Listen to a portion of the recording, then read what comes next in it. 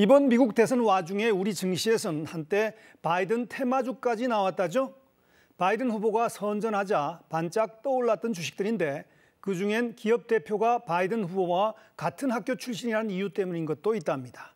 따져보니까 그 학교에 바이든 후보가 다닌 때는 그 기업 대표가 나기도 전이라네요. 그만큼 미국 대선 이후 변화에 대해 우리 경제가 민감하게 의식하고 있다는 거겠죠. 우선 미국 주도의 탈중국화입니다. 세계 경제를 미국 중심으로 재편한다는 거죠. 대선 이후 더욱 속도가 붙을 때고 그 방법론까지 우리에겐 부담이 될 거라는 분석이 나옵니다. 특히 바이든의 경우 우방국 중심의 이른바 국제 공조를 강조하고 있습니다. 미국과 중국 사이에 선택을 요구받을 가능성이 커졌다는 얘기죠. 게다가 중국도 중국 중심의 세계 경제 재편을 노리고 있는 와중입니다.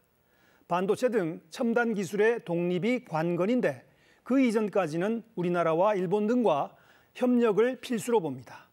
얼핏 난감한 상황이죠. 그러나 대처 방법에 따라 기회가 될 수 있다는 분석도 있습니다. 우선 미국의 탈중국, 세계 경제 재편 과정에서 우리가 참여할 공간이 열릴 수 있다는 거죠. 5G, 반도체는 물론이고 전기차 배터리 등 친환경 분야까지 말이죠. 또 첨단 기술 독립이라는 중국의 목표 때문에 관련 분야의 대중교육 조건이 유리해질 수도 있다는 겁니다.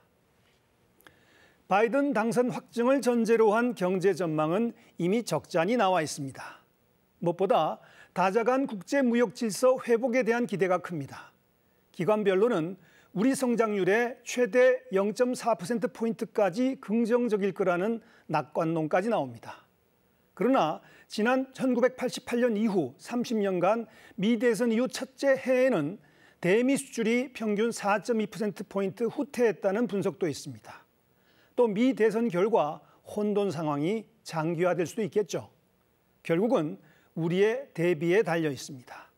다른 건 우리가 어찌할 수 없는 변수지만 대비는 우리가 통제할 수 있는 상수니까요. 뉴스에서였습니다.